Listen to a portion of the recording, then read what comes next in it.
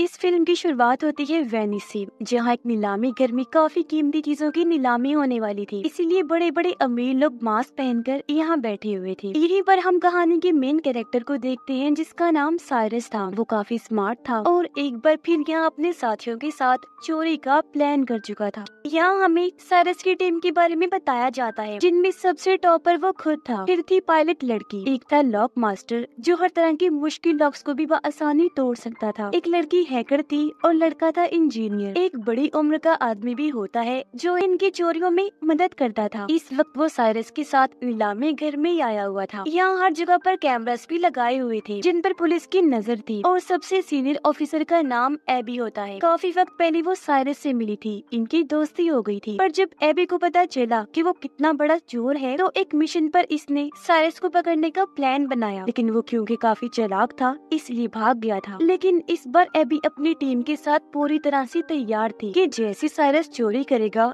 ये उसे रंगे हाथों पकड़ लेगी। और अब नीलामी शुरू हो जाती है। सबसे पहले एक काफी महंगी पेंटिंग को लाया गया, जिसकी एक के बाद एक बोली लगने लगती है। लेकिन आखिर में वो 2 करोड़ की बिक जाती है। मगर ये चोर साइरस और उसके साथी जो पहले ही स्टार में बैठे हुए थे, ये उस पेंटिंग को कस्टमर तक पहुंचने से पहले ही चोरी कर लेते हैं और उसे ब्लैक मार्केट में उसी दाम 2 करोड़ में बेच भी देते हैं। जिसके बाद बारी आती है सबसे खास किस्म की चीज की, जिसका नाम NFT था। और क्योंकि इसको बनाने वाला क्रिएटर अपनी पहचान बताना नहीं चाहता था, इसीलिए उसने चेहरे पर मास्क लगाया हुआ था। अब इस क्रिएशन NFT में तकरीबन 200 कैमरास लगे हुए थे, जो वीडियो रिकॉर्ड करके बहुत अच्छी वीडियो एडिट करके देते थे। अब इसकी नीलामी शुरू हुई। 1.5 से 2 से 2.5 करोड़ हुई ही थी कि तब यहाँ हैकर अपना काम करती है। वो एक बटन दबाकर लिफ्ट कहती है। ऐसा होते ही वहाँ की सारी लाइट्स बंद हो गई, धमाके होने लगी तो हर तरफ अफरा तफरी मच जाती है। अब जहाँ अमीर लोग भागने का सोच रहे थे, तो यहाँ साइरस अपना काम करता है। जो 2.5 करोड़ की बोली लगी थी,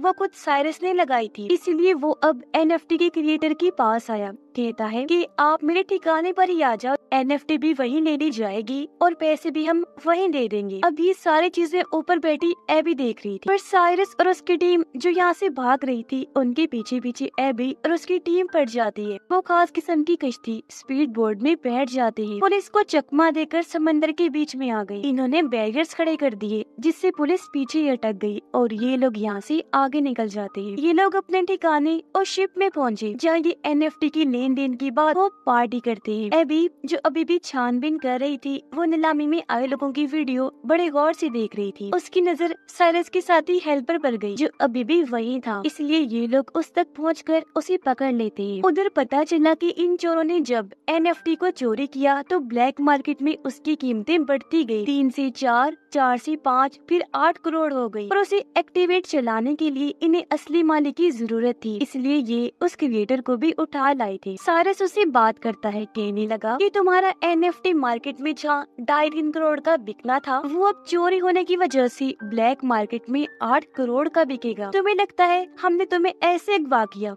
नहीं, बल्कि ब्लैक मार्केट में बेचकर आधा मुनाफा तुम्हें भी देंगे। इससे तुम्हारा हमारा दोनों का फायदा होगा। तो टेंशन ना लो, जम की पार्टी करो। साइरस की टीम का हेल्पर एबी के सामने बैठा हुआ था और सभी सवालों के उल्टे सीधे जवाब दे रहा था। एबी कहती है कि मैं तुम्हें जेल में डाल दूंगी और सबके सामने तुम्हारी सच्चाई ले आऊंगी। बेहतर होगा कि तुम अपनी टीम के बारे में हमें सब कुछ बता दो। तब हेल्पर कहता है कि मेरी टीम इस वक्त लंदन में है, अगर उन्हें पकड़ना है तो मेरे साथ वहाँ जाना होगा। इसलिए अब एबी अपने साथियों के साथ लंदन की पुलिस डिपार्टमेंट में जाती है। यहाँ उसकी मुलाकात एक और ऑफिसर से हुई, जो उसे बताता है कि मुझे खुफिया तरीके से पता चला है कि सबसे बड़ा माफिया, जिसका नाम लार्स है, उसने हाल ही में मार्केट के शेयर्स के साथ हेरा फेरी की है, जिससे कीमतें ऊपर नीचे होने की वजह से उसे बहुत मुनाफा हुआ है। मगर इस मुनाफे की वजह मार्केट या चीजों की कीमतों की उलट पुलट नहीं, बल्कि डैम का पानी पूरे शहर में फैला दिया, जिससे वहाँ बाढ़ आ गई, घर डूब गए, लोगों की जानें चली गई। तो इस वजह से मार्केट के साथ ये सब हो पाया। और अब लार्स बिल्कुल ऐसा ही एक दूसरे शहर के साथ भी करने वाला है, जिसमें लार्स के साथ साथ एक और काफी बड़ी माफिया भी शामिल है। और ये काम वो दोनों अगले 2 महीने में अंजाम दे देंगे। लार्स उस माफिया को पहले पेमेंट करेगा। वो पैसे नहीं, सोना होगा, वो भी 1-2 किलो नहीं, बल्कि पूरे 10 टन। और अब उनकी इस डील को तोड़ने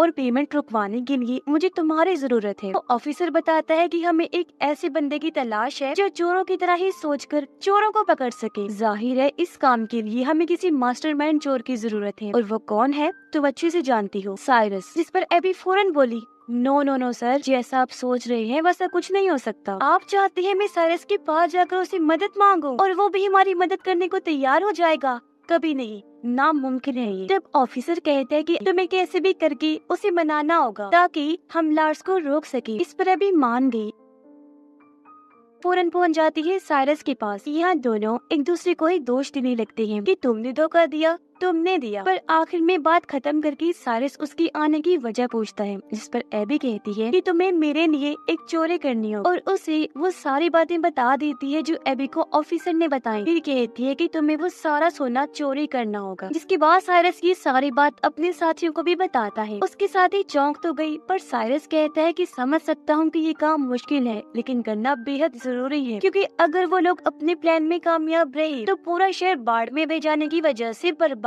हो जाएगा, मासूम लोग मर जाएंगे। और अब बारी बारी सारे लोग पता लगवाने की कोशिश करने लगते हैं कि आखिर लार्स और वो माफिया ये प्लान अंजाम कैसे देंगे। पता चला कि वो सारा सोना सबसे पहले लार्स के अड्डे से निकलेगा, फिर ट्रक्स के जरिए वहाँ से ले जाया जाएगा, जिसके बाद वो प्लेन के जरिए उसकी मंजिल तक भेजा जाएगा। इसलिए अब यहाँ साइरस और उसकी टीम अपने अपने कामों में लग जाती है कि वो कैसे अपना मिशन अंजाम देंगे। यहाँ सबसे पहले हैकर बताती है कि अगर हम बिल्कुल वैसे ही दिखने वाला प्लेन बना ले तो चोरी करना आसान हो जाएगा। पर सवाल ये था कि वैसा प्लेन आएगा कहाँ से। इस पर साइरस कहता है कि मैं नीलामी घर में एक अमीर लड़के से मिला था जो प्लेन्स के लेन देन का काम करता है। उसके पास एक ऐसा प्लेन है जो थोड़ा बहुत उससे मिलता जुलता है, जिसे हम खुद तब्दील करके वैसा बना सकते हैं। तो हो सकता है वो ही हमें उस प्लेन को दे दे। इसलिए अब ये सारे लोग उस प्लेन डीलर के पास पहुंच जाते, जो इन्हें वही आलीशान प्लेन दिखाता है। ये काफी खूबसूरत भी था, लेकिन इसे उड़ाना मना था क्योंकि इसमें कई सारे एलईडी ग्लास लगे हुए थे, साथ ही बहुत ज्यादा शोर भी था। इसलिए डीलर अपना प्लेन देने से मना कर देता है, लेकिन एबी उसे ये बता देती है कि मैं पुलिस वाली हूँ, इस तरह के प्लेन्स रखना वैसे भी गैर कानूनी है, और अगर तुमने ये हमें ना दिया तो जेल की हवा खाओगे।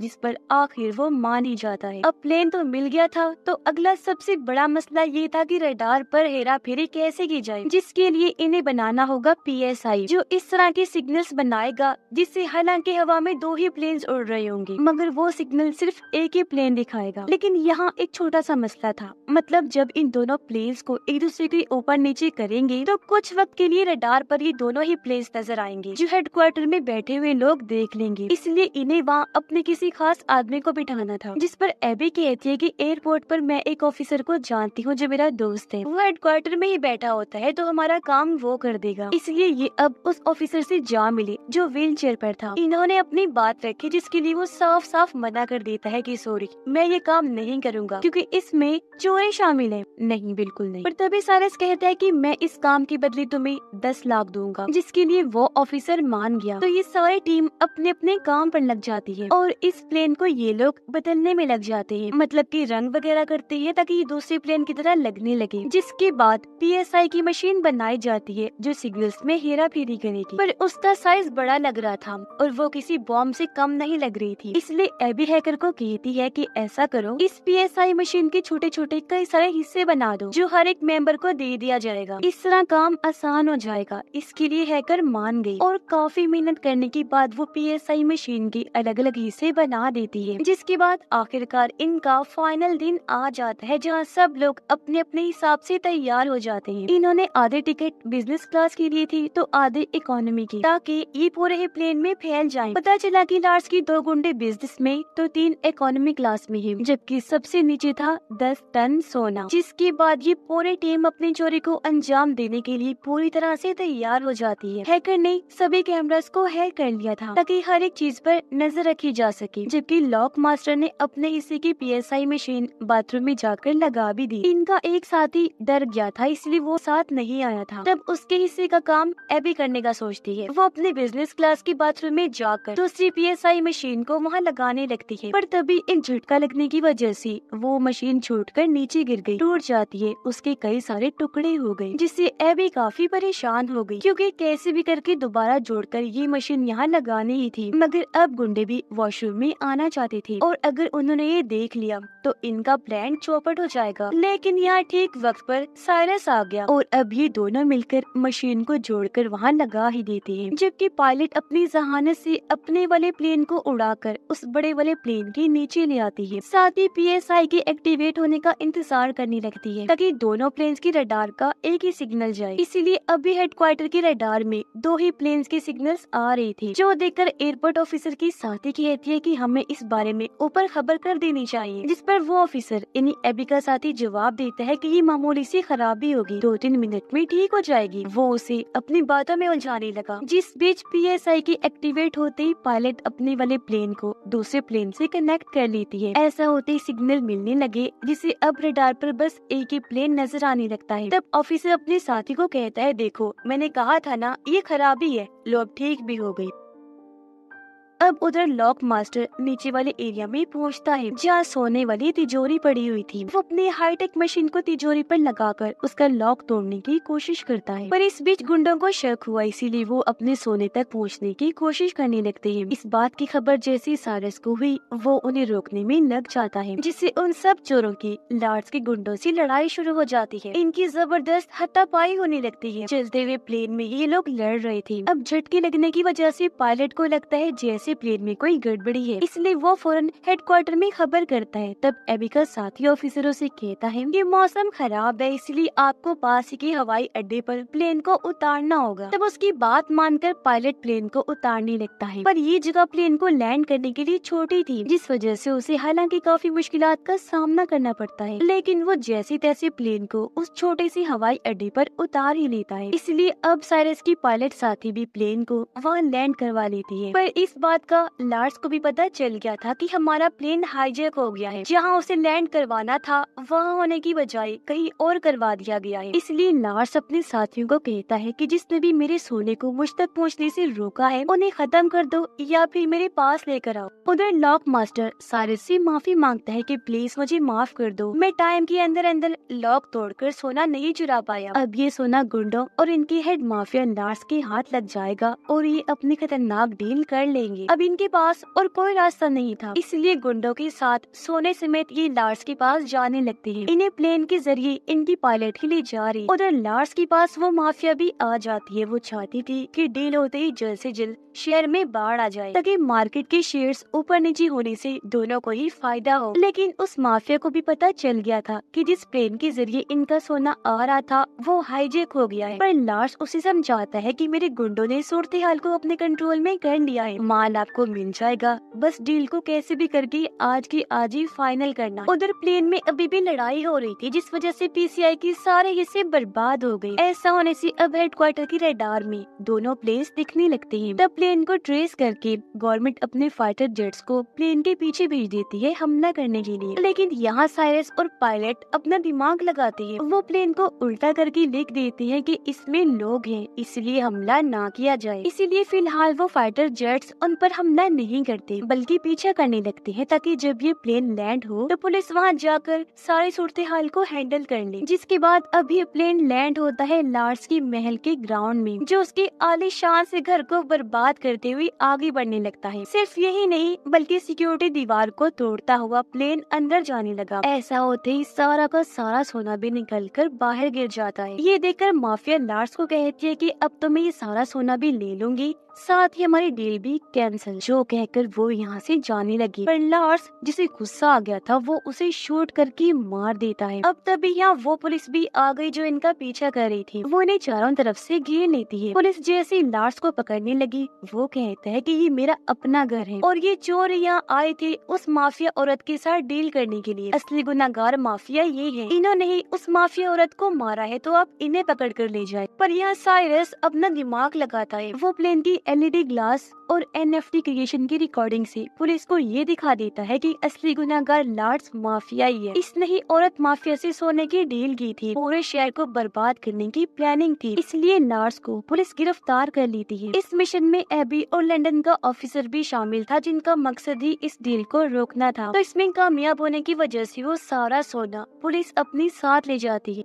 एबी साइरस की टीम का हिस्सा बन जाती है। यहाँ पता चला कि एबी जब बच्ची थी तो उसे एक पेंटिंग काफी पसंद आ गई थी, जो अब साइरस उसे गिफ्ट करने का सोचता है ताकि एबी उससे मुतासिर हो जाए और ये लोग फिर से एक हो जाएं। जिसके बाद यहाँ सबसे बड़ी बात सामने आती है। असल में लॉक मास्टर ने सारा सोना वहाँ से निकाल लिया था। वहाँ असली सोने की बजाय नकली सोना रख दिया था और इस तरह करके दिखाया जिससे वो तिजोरी तोड़ने में कामयाब नहीं हुए। यानी कि जो सोना पुलिस के हाथ लगा था वो सिर्फ सोने जैसे दिखने वाली लोहे की ईंटें थी, जबकि असली सोना तो उसी वक्त आसमान से गायब कर दिया गया था और ये लोग उसे अपने ठिकाने पर भिजवा चुके थे। यानी ये चोर एक बार फिर अपने मास्टरमाइंड की वजह से इतनी बड़ी चोरी अंजाम देने में कामयाब रहे थे। ये लोग फिर अपना सोना लेने के लिए जाते हैं। सब इतनी बड़ी कामयाबी पर एक दूसरे के गले लगकर मिलते हैं। इनकी खुशी का कोई ठिकाना नहीं था।